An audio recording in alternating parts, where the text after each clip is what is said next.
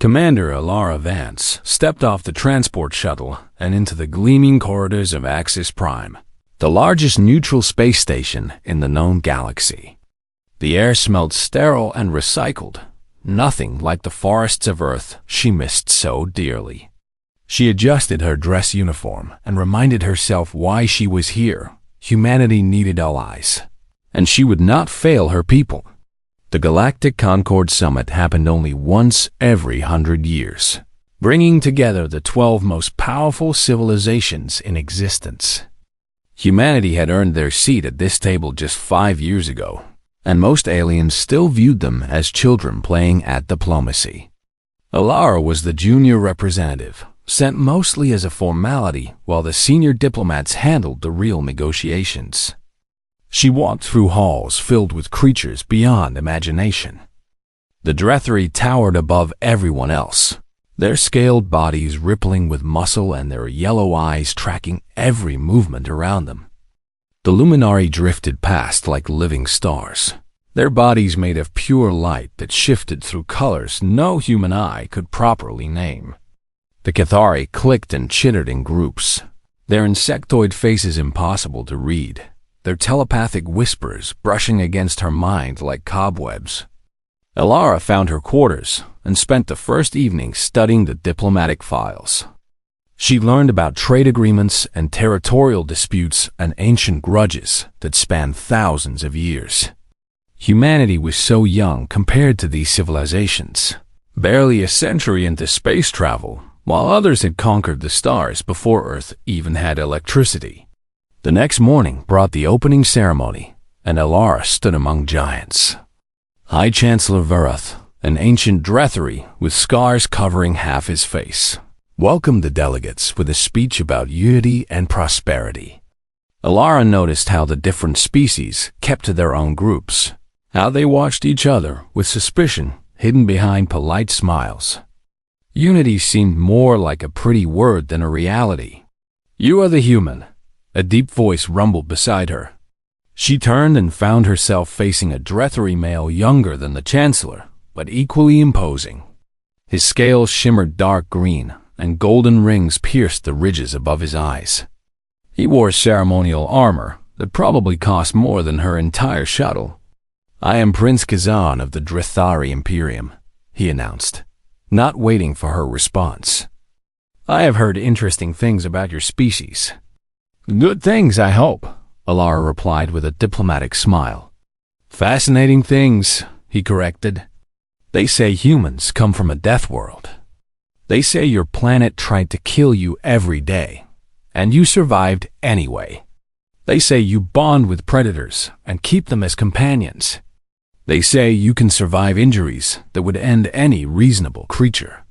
"We call them pets," Alara said, "and we are quite stubborn about staying alive." Prince Kazan laughed, a sound like rocks grinding together. "I like you, human. We shall speak again." He walked away, and Alara barely had time to breathe before another figure approached. This one was Luminari, his body a soft blue glow that made her eyes water if she stared too long. "I am Air Solantis of the Luminari Collective," he sang, his voice like wind chimes. "Your biosignature is remarkable. So bright, so warm. I have never encountered anything quite like it." "Thank you," Alara said, unsure if this was a compliment or scientific observation. "I would very much like to study you further," Solantis continued. "Perhaps over a private dinner?" Before she could answer, a Cathari lord joined them, his mandibles clicking rapidly. The human female is indeed extraordinary. Her mind burns like a star. I attempted to read her thoughts, and they were so loud, so chaotic, so wonderfully unpredictable. "You tried to read my mind without permission?" Alara asked, her voice going cold. The Cathari seemed confused by her anger. "It is how we greet new acquaintances. Your species is very strange. On Earth, we consider that an invasion of privacy," Alara stated firmly. More aliens gathered around her as the day continued.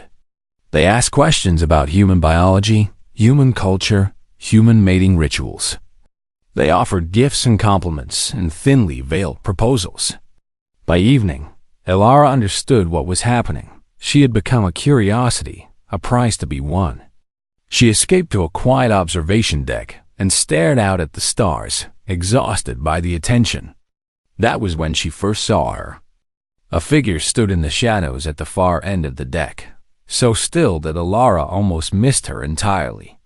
The stranger was humanoid, but pale as moonlight, with hair like spilled ink and eyes that reflected the starlight like mirrors. She wore a gown of deep purple that seemed to absorb the light around her. "You are Princess Seraphine Val Noctis," Elara said, remembering the diplomatic files. "Of the Void Dominion." The pale woman tilted her head slightly. "You know of my people?" "Humans nicknamed you space vampires," Elara admitted, "because you avoid light and consume the bioelectric auras of other species." "I hope that is not offensive." "It is accurate enough," Seraphine replied, her voice soft as velvet. "You are not afraid?" "Should I be?" The princess was quiet for a long moment. "Most species fear us. They think we will drain them dry and leave them as empty husks. It is why we keep to the shadows, why we do not participate in these political games." "Then why are you here?" Elara asked. Seraphine turned back to the stars. "I am not entirely sure anymore. Perhaps I was curious. Perhaps I am tired of the endless dark." Elara wanted to ask more. The princess faded into the shadows as silently as she had appeared. Elara stood alone on the observation deck, her heart beating strangely fast. She did not know it yet, but her life had just changed forever. The summit would last for 3 more weeks, and in that time, Commander Elara Vance would discover that the galaxy was far more complicated than any diplomatic file could explain. She would learn that not all monsters lurked in the darkness, and not all princes charming deserved happy endings. But most importantly, she would learn that sometimes the heart wants what the heart wants, no matter how impossible or unexpected that desire might be. The stars watched silently as humanity's representative returned to her quarters, unaware that a vampire princess lingered in the shadows, unable to forget the blazing warmth of a single human soul. The explosion ripped through Axis Prime without warning. Elara was in the middle of a diplomatic reception when the station shook violently, sending delegates crashing to the floor. Alarms screamed through the corridors as emergency lights bathed everything in angry red. The calm voices of station security announced that unknown attackers had damaged life support in multiple sectors. Chaos erupted immediately. The Dretheri roared and drew weapons. The Ketheri scattered in all directions, their telepathic screams adding to the confusion. The Luminari flickered wildly as panic disrupted their concentration. Elara pushed through the crowd, her military training taking over. She had survived worse on Earth. Earthquakes, hurricanes, combat missions against human enemies. This was just another crisis, and crises required clear heads and fast action. She heard the cry for help coming from a side corridor. Ersolanthus, the Luminari prince who had tried to court her, was trapped behind a collapsed bulkhead. The section beyond him was venting atmosphere, and his light was fading rapidly as the cold vacuum pulled at his energy. "Help me!" he screamed, his musical voice now sharp with terror. Elara did not hesitate. She grabbed a metal beam and wedged it under the debris, using her entire body weight to create an opening. The cold hit her like a physical blow as she felt the air being sucked from her lungs. But she reached through and grabbed the Luminari, pulling him towards safety with strength born from desperation. The bulkhead shifted and struck her hard across the chest. She heard her ribs crack. Pain exploded through her body like fire. But she did not let go. She dragged Solanthus through the gap and into the safer corridor just as emergency shields finally sealed the breach. Elara collapsed against the wall, blood on her lips and agony in every breath. "You saved me," Solanthus whispered, his light slowly stabilizing. You are injured severely. How are you still conscious? How are you still alive? Alara laughed weakly, and the laugh turned into a cough that brought more blood. Humans are stubborn. We do not die easily. Medical teams arrived and rushed her to the station infirmary. The doctors, a mix of species trained to handle diverse anatomies, were shocked by the extent of her injuries. 3 broken ribs, a collapsed lung, severe hypothermia from the vacuum exposure, and internal bleeding. She should be dead, one doctor said to another, not realizing Alara could hear them. Our body is failing in multiple systems. She is still making jokes, the other replied. She asked if we could hurry because she has a meeting tomorrow. Word spread quickly through the station. The human representative had rushed into danger without hesitation and saved a luminary heir despite catastrophic injuries. She had remained conscious and coherent when any other species would have died within seconds. Visitors flooded her medical room. Prince Kazan arrived first, his scales flushed with what might have been admiration. You have the heart of a warrior. My people offer you the finest regeneration technology in the galaxy, and in return, I ask only that you consider becoming my bride. Together we would create a dynasty of unbreakable warriors. I appreciate the offer. Alara managed through the pain, but I cannot make decisions while drugged.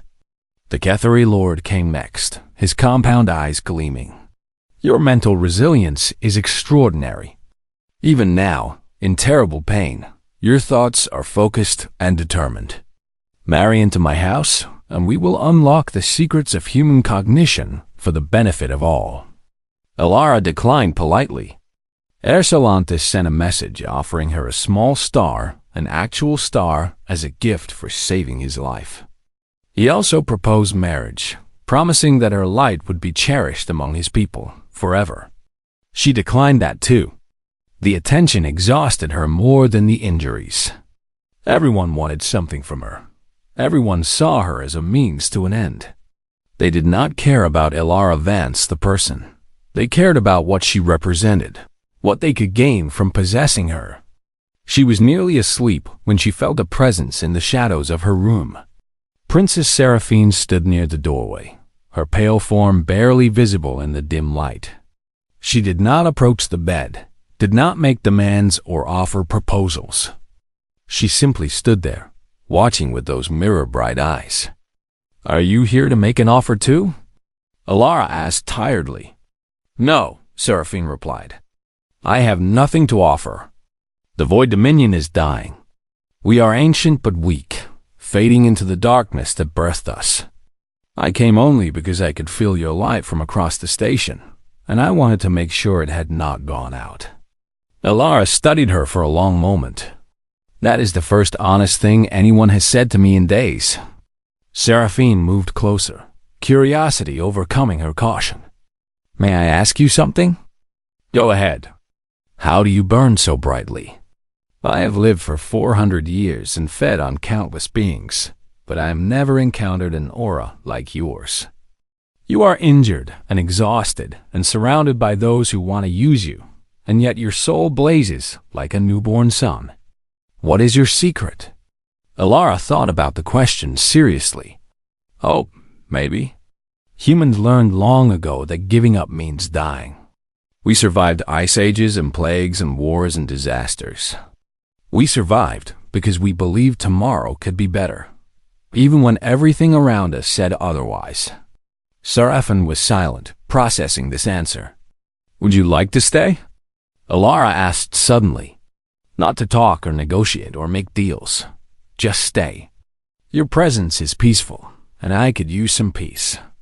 The vampire princess hesitated, clearly surprised by the invitation. No one had ever asked her to simply be present before. Most fled from her kind or treated them with suspicious courtesy.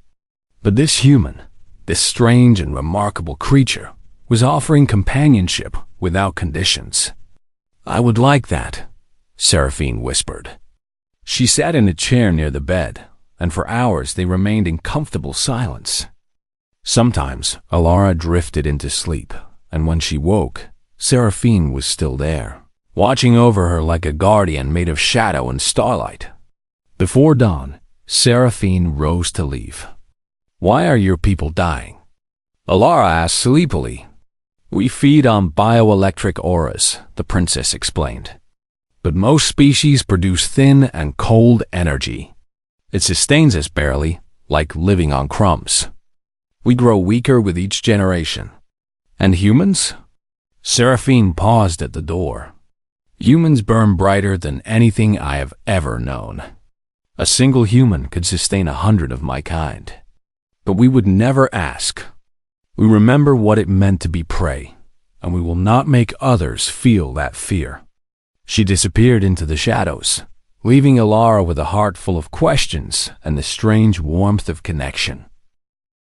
The weeks following the attack transformed Axis Prime into a battlefield of politics and passion. Alara healed faster than the doctors expected, her human body knitting itself back together with stubborn determination. Within days she was walking again, and within a week she had returned to her diplomatic duties. The aliens watched her recovery with amazement and growing fascination. The alien princes intensified their pursuit. Prince Kazan challenged 2 minor nobles to honor duels simply because they had looked at Alara too long during a reception. He won both fights easily, presenting the victories to her as proof of his devotion. Alara thanked him politely, but explained that humans did not consider violence a romantic gesture. The Kethari Lord tried a different approach. He attempted to plant suggestions in her mind during conversations, subtle telepathic nudges designed to make her more receptive to his proposals. But human thoughts were too chaotic, too loud, too unpredictable. His psychic manipulations scattered like leaves in a hurricane, and Alara noticed every attempt. "If you try to control my mind again," she told him coldly, "I will report you to the Concord Council for diplomatic violations." Ersoanthus was more persistent but less aggressive. He sent gifts, everyday rare crystals that sang in the light, flowers from his home world that bloomed in impossible colors, poems written in his own shimmering hand. He followed her to events and found reasons to stand near her, his warm glow constant and somewhat oppressive. "I owe you my life," he would say. "Let me repay that debt with eternal devotion." Alara grew exhausted by the attention. She felt like prey surrounded by predators wearing pretty masks. Every conversation had hidden motives. Every compliment came with strings attached. She started avoiding public gatherings and taking long walks in the quieter sections of the station. That was when she found Seraphine again. The vampire princess seemed to favor the darkest corridors, the places where light rarely reached. Alara discovered her in an observation lounge with tinted windows that dimmed the starlight to comfortable levels. Seraphine sat alone, reading from a tablet, and she looked up with surprise when Alara entered. "You should not seek me out," Seraphine said quietly. "Being seen with my kind will not help your standing among the other delegates." "I do not care about standing," Alara replied, sitting down beside her. "I care about having a conversation that does not feel like a negotiation." Seraphine studied her with those ancient eyes. "You are a very strange human."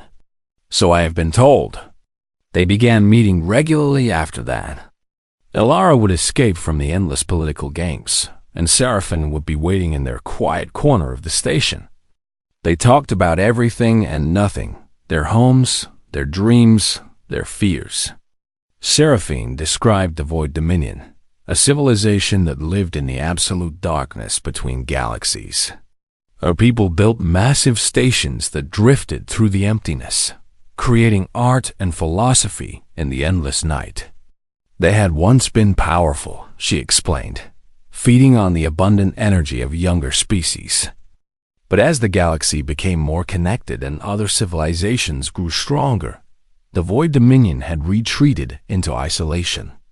"We are artists now," Seraphine said with sad pride.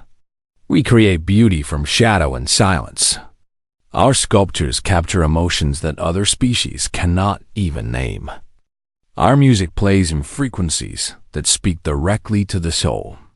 But we are dying, and all our art cannot save us. Elara shared stories of Earth in return. She told Seraphine about human history, the wars and triumphs, the terrible cruelties and magnificent kindnesses. She explained the concept of found family, how humans chose to love people who shared no blood with them.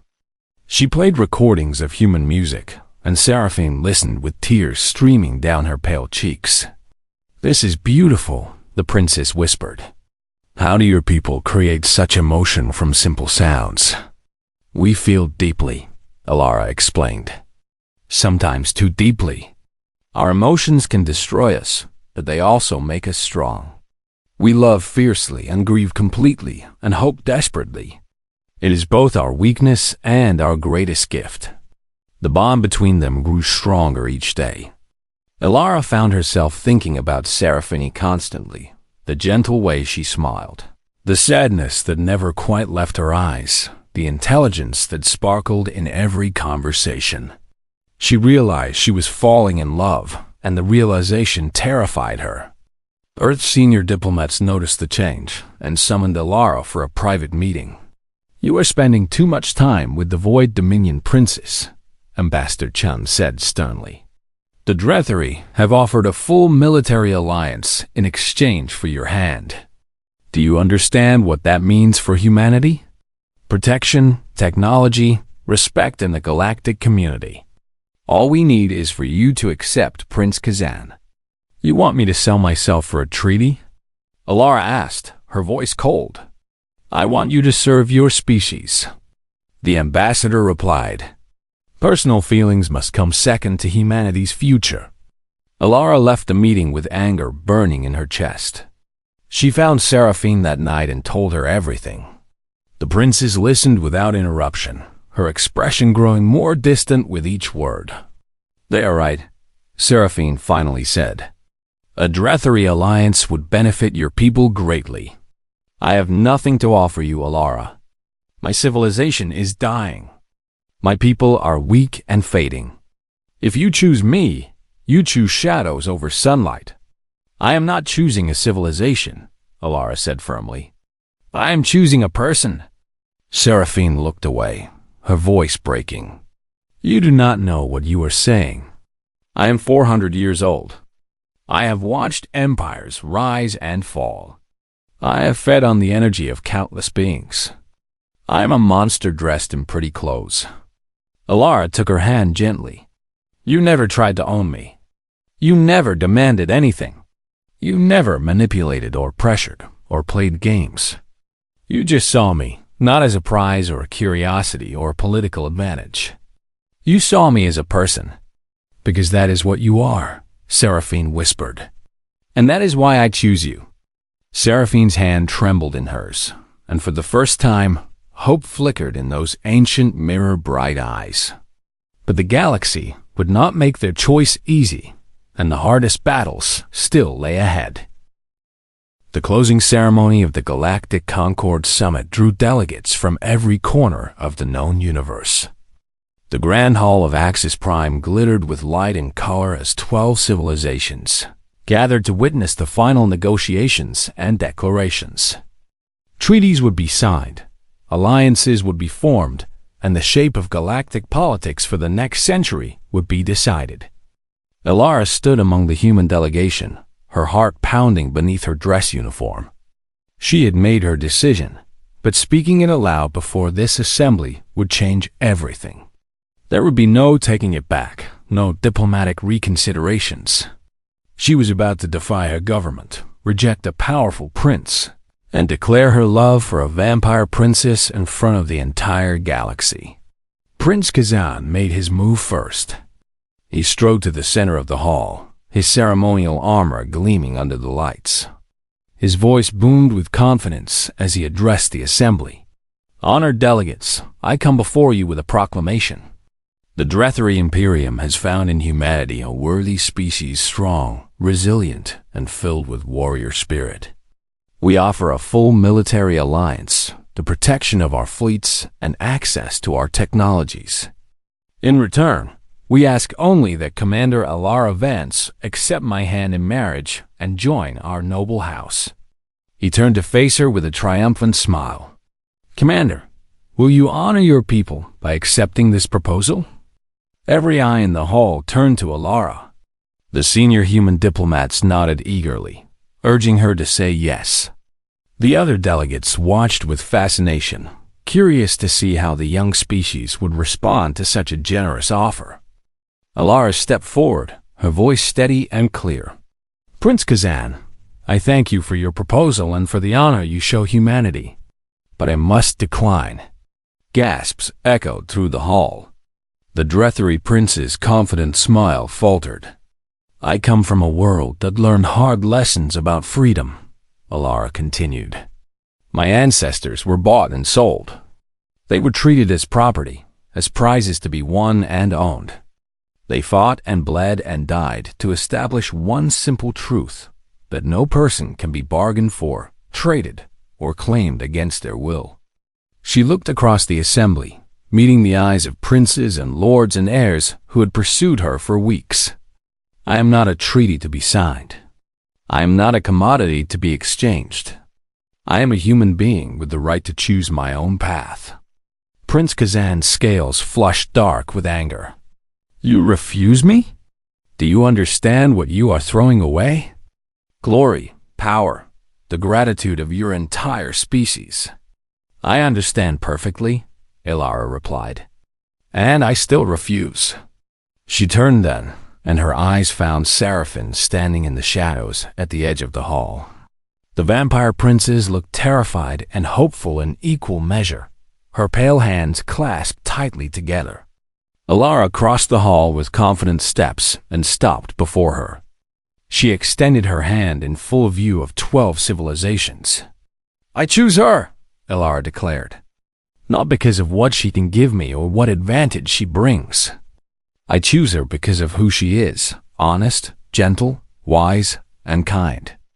I choose her because she never tried to own me, only to understand me.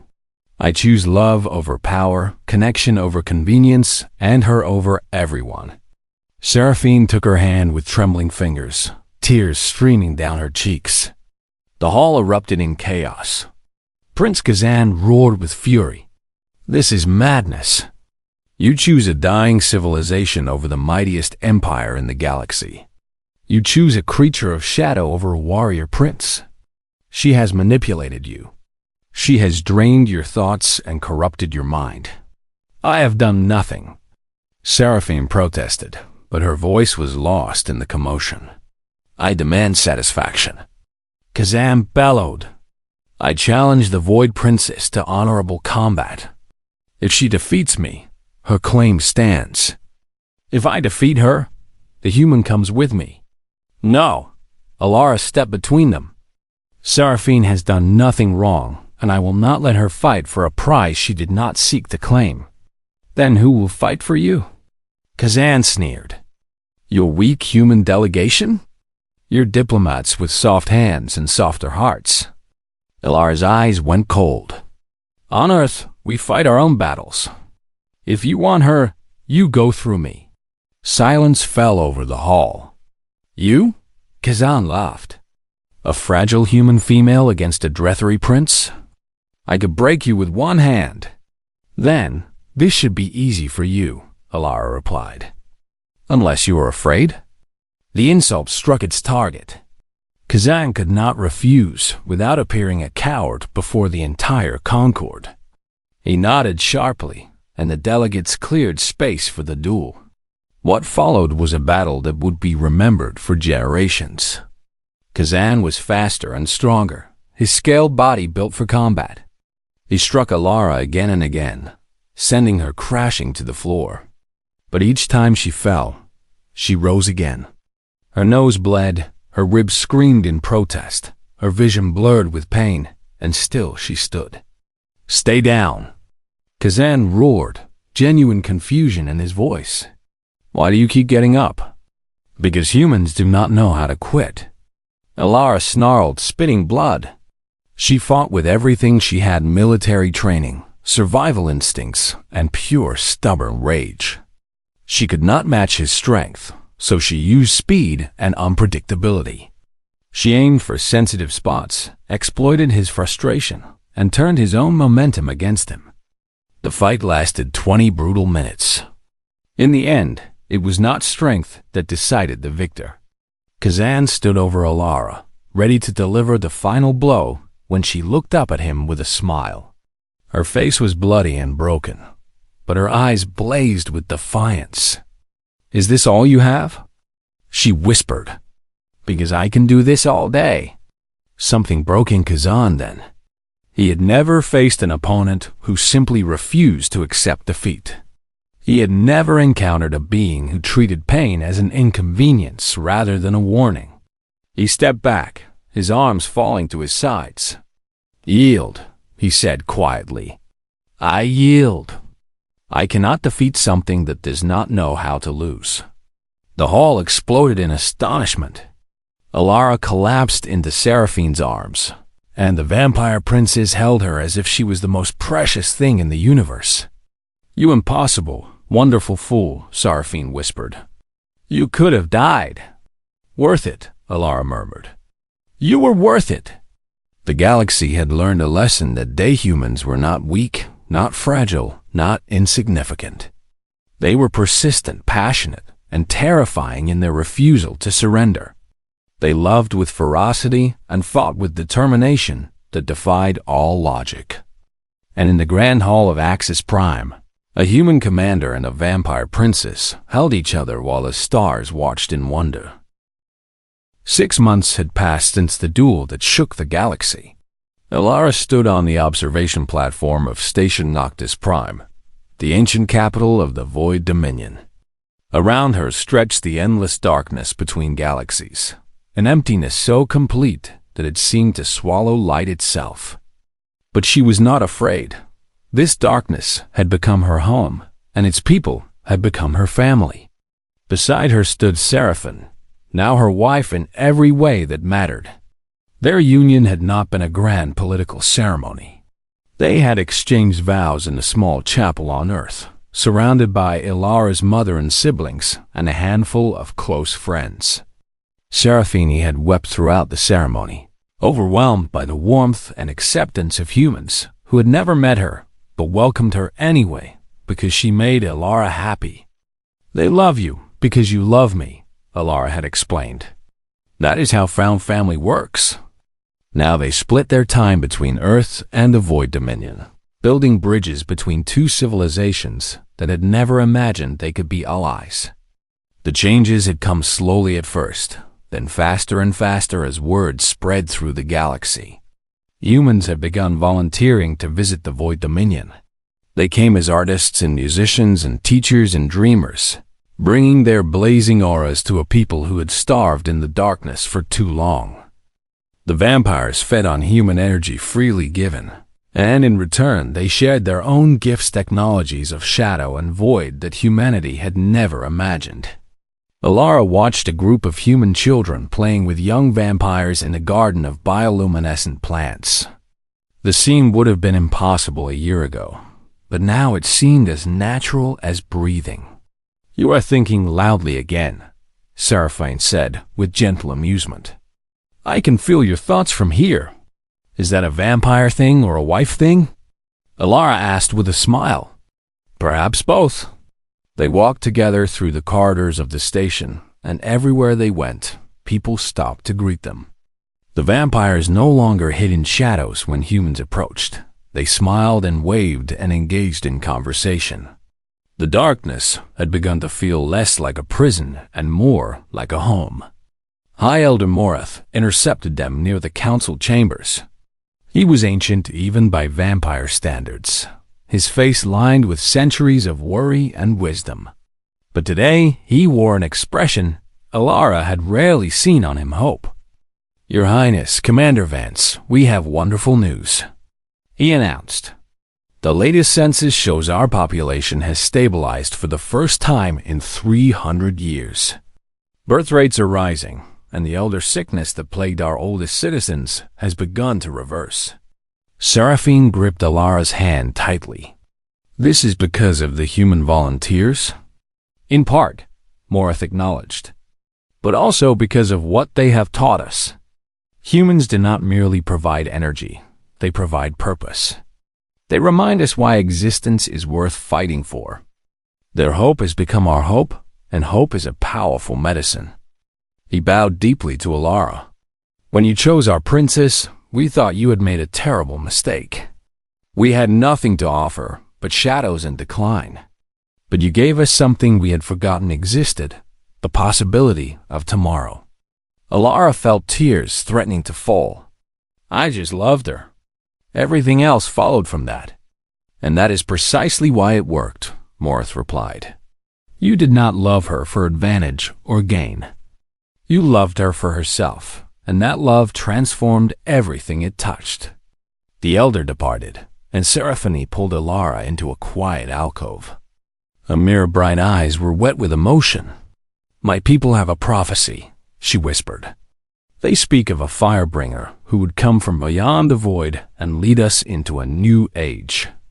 For centuries, we imagined this savior as a great warrior or a powerful king. We never dreamed she would be a stubborn human woman who picked a fight with a Drethari prince because she did not like being told what to do. Alara laughed softly. Prophecies rarely go the way people expect. I love you, Seraphine said. I love you more than I thought it was possible to love anything. For 400 years I existed without truly living, and then you crashed into my darkness like a comet and set everything on fire. Is that a compliment? The highest compliment my people can give. Fire means life to those who have lived so long in the cold. They made their way to the grand viewport at the heart of the station. Through the reinforced glass they could see the void stretching endlessly in all directions. But now there were lights in that darkness, human ships and vampire vessels traveling together, carrying artists and scientists and diplomats between worlds. A message arrived from Earth. Ambassador Chun, the same diplomat who had once urged Alara to marry Prince Kazan, appeared on the screen. Commander Vance, I owe you an apology, he said without preamble. I thought you were throwing away humanity's future, but you were actually building something better. The Void Dominion Partnership has opened doors I never imagined. Trade routes through the dark spaces. Technologies that let us travel faster and farther. Cultural exchanges that have enriched both our peoples. Does this mean I am no longer in trouble? Alara asked dryly. Chun actually smiled. You are a hero, Commander. Schools are teaching children about your duel with Prince Kazan. They call you the woman who would not stay down. After he disconnected, Seraphine wrapped her arms around Alara from behind. The woman who would not stay down. I think I like that title. I was terrified during that fight, Alara admitted. Every hit felt like it might be the last. But I kept thinking about you watching, and I could not bear to let you see me give up. You are impossible, Seraphine murmured against her hair. Wonderful and impossible. They stood together at the viewport as ships passed in the distant shadow vessels and bright human craft flying side by side into the unknown. The universe was vast and full of dangers, but they faced it together. What happens now? Alara asked. Now we live, Seraphine replied. We love and learn and grow. We build bridges and break barriers and prove that the galaxy underestimated humanity. They always do, Alara said. We specialize in impossible things. In the vast dark between stars, where an ancient princess had waited alone for centuries, a single human had proven what her species had always known. Even the smallest flame could hold back the void. Even the youngest civilization could change the galaxy. And even the most unexpected love could become the greatest adventure of all. The stars watched as two souls, one burning bright and one embracing shadow, held each other in the endless night and found that together they were home. The galaxy would never be the same. And that was exactly as it should be.